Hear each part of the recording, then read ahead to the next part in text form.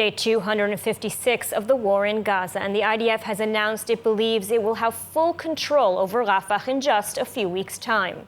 Meanwhile, on the northern border, tensions continue to escalate with Iranian terror proxy Hezbollah, as U.S. Special Envoy Amos Hochstein arrived in Israel to ramp up diplomatic efforts to avoid all-out war. The details in the following report. The Israel Defense Forces announced on Monday that all of Rafah will likely be under IDF control in a few weeks' time. Israeli forces now have complete operational control over the NPK neighborhood in Rafah, a known Hamas stronghold, as well as other key neighborhoods. The army said it has so far eliminated around half of Hamas's forces in Rafah, killing at least 550 terrorists, though estimating the actual number was significantly higher.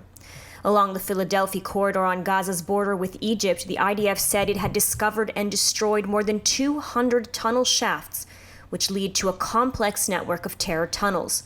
So far, 25 large tunnels have been discovered leading to the border.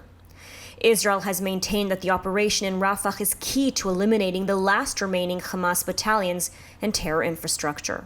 אנו פועלים כדי להשמיד ולהכריע את חטיבת רפיח. פשטנו למוצב הכי קדמי של החמאס על קו המים כדי להשמיד בו תשתיות אויב מעל ומתחת לקרקע. הכוחות כרגע פועלים כדי לסיים את המשימה. Meanwhile, on the northern border, the IDF struck Hezbollah terror infrastructure overnight in southern Lebanon. And an Air Force strike killed terrorist Mohammed Mustafa Ayub, a key operative in the rocket and missile unit of the terror organization, who was involved in promoting and planning missile attacks against Israel from Lebanon. Recent days have seen an escalation on the northern border as Hezbollah fired dozens of missiles into Israel this past week alone. And as such, U.S. President Joe Biden's special envoy Amos Hochstein arrived in Israel on Monday in an effort to ease tensions, warning Israel not to escalate its response to the Iranian terror proxy.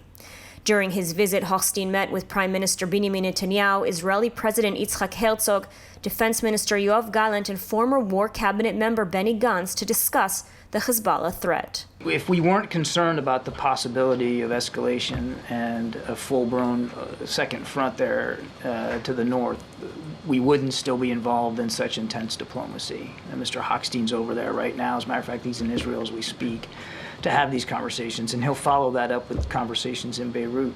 So obviously we're concerned about this. We haven't seen Hezbollah jump in with 2 full feet here. They have been, of course, conducting strikes across that border. The Israelis have been defending themselves against that. We don't want to see escalation. We don't want to see a second front. And we are concerned about it. Since October 7th, Hezbollah has fired thousands of missiles on Israeli communities from southern Lebanon, forcing nearly 100,000 Israelis to relocate and unable to return to their homes.